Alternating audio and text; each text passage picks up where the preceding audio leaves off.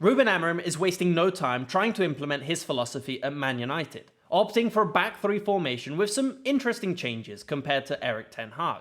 But his first game against Ipswich was not as straightforward as he would have hoped, and while they did start strong with a goal in the first 2 minutes, Ipswich fought back for a deserved equaliser, and were arguably the better team over the 90 minutes.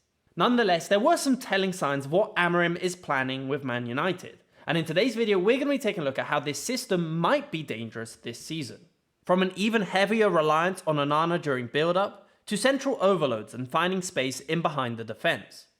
But we'll also be touching on the major hurdles in Amorim's way, from an aging midfield partnership struggling to protect the defence, to a lackluster attacking output who can't seem to find any amount of consistency. Let's take a look. Welcome back to talkSPORT. My name is Cormac from Football Meta, and if you enjoy this analysis, please leave a like and subscribe for more. The international break gave Amorim the perfect opportunity to get started with this Man United squad, and he's clearly already hard at work trying to implement his philosophy. But it is a tactical blueprint that has some major differences compared to Ten Hag, so it's natural that there will be an adjustment period for the players to get up to speed with the new rotations and positions. The first thing to touch on is the starting formation and how the shape evolves as they move up the pitch.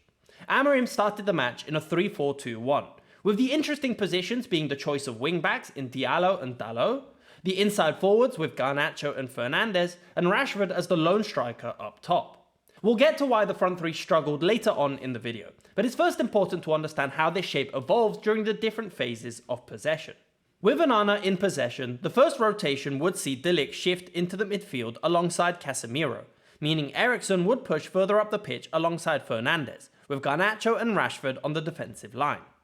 This 3-4-2-2 shape, including Onana, creates these two vertical corridors in the centre, that, in theory, allow Man United to progress centrally with indirect passes, something we saw consistently with Amorim at Sporting. To ensure that the team can move the ball in these spaces, the wingbacks start quite high and very wide, attempting to stretch the midfield line as much as possible. If the opposition covered these spaces, then the wingbacks would drop to add support, often looking for some subtle combinations out wide to beat the press.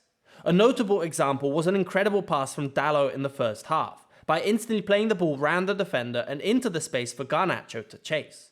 While the choice of a back three is new compared to Ten Hag, the idea of having one centre-back move into midfield is something that Ten Hag did consistently with Martinez.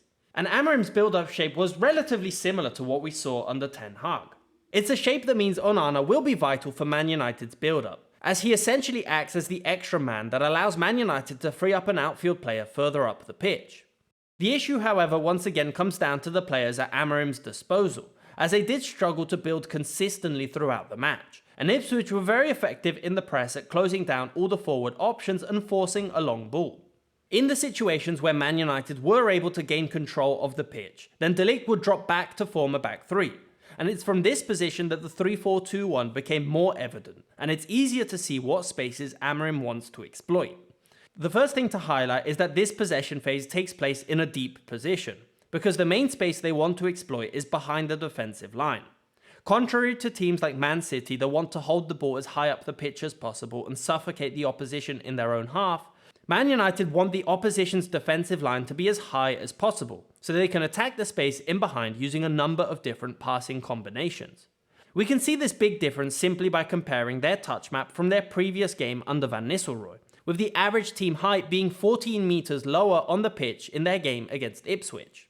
From this position on the pitch, we can start to get a glimpse of the central overloads Amorim wants to create, with a lot of players in close proximity in the centre. Again, we saw how during his time with Sporting, the defensive line was consistently looking for passes into the centre, laying it off and playing a runner in behind. And it was no different for Man United, who found themselves through on goal on a few occasions. Specifically, a combination that worked well would see the two inside forwards drop into this pocket of space and lay the ball off into the centre. And with the wingbacks and Rashford pushing forward, there was instantly the danger of attacking the space behind the defence. Now, a subtle difference to pick up on compared to a lot of teams in the Premier League is down to the positioning of the players out wide. A very common pattern over the past few years is the 3-2-5 offensive shape, where the wingers will usually be as high and as wide as possible to stretch the defensive line. But while Man United looked very similar in the centre, their wingbacks started in a much deeper position, with the main idea being that the opposition's fullback has to travel further if they want to close them down, opening up even bigger gaps in the half spaces for the inside forwards to exploit. But in possession, here is basically where the positives for Man United end. As other than their opening goal coming from an excellent run out wide from Diallo, there were few moments where they were able to take advantage of the space they'd created. Garnacho wasn't able to beat the last defender, and these rotations with the inside forwards dropping deep did often leave Rashford isolated up top with few options around him, resulting in a pretty toothless attack. Amorim will certainly need to figure out his best options in attack, and we did see some experiments later on in the game, with the introduction of Højlund and Xerxes, with Fernandes dropping deeper as the holding midfielder. However, it's not just the attack that needs work, and the defensive shape is also slightly different from what the players are used to, and it did get them caught out on multiple occasions. Man United opted for an interesting shape from any Ipswich goal kick, with Rashford and Fernandes as the front two, Garnacho and Eriksen on the two holding midfielders, with either Evans or Mazraoui joining Casemiro in the centre. This meant Diallo would push forward onto the fullback, while Garnacho would move over onto the right back if needed. As Ipswich pushed further up the pitch, the shape reverted to a 5-4-1, with either Garnacho or Fernandes pushing forward to close down the player in possession. This meant Man United would have a lot of players above the line of the ball to push forward if they regained possession. And in fact, Man United did have a few dangerous opportunities from counterattacks, as they had a number of players above the line of the ball. However, this shape exposed some big issues in Man United's midfield, with the front three not being the most effective pressers, and weren't able to consistently regain possession high up the pitch. But also, the midfield partnership of Casemiro and Eriksen found themselves exposed countless times, not winning their duels and exposing the defence to more and more attacks. Ipswich were able to play through the centre, before moving the ball out wide into the wingers, dribbling past the wing-backs and delivering balls across the box. Hutchinson's equaliser highlights some of these issues in personnel. Firstly, Garnacho is slow to move back into position, allowing for an easy pass forward.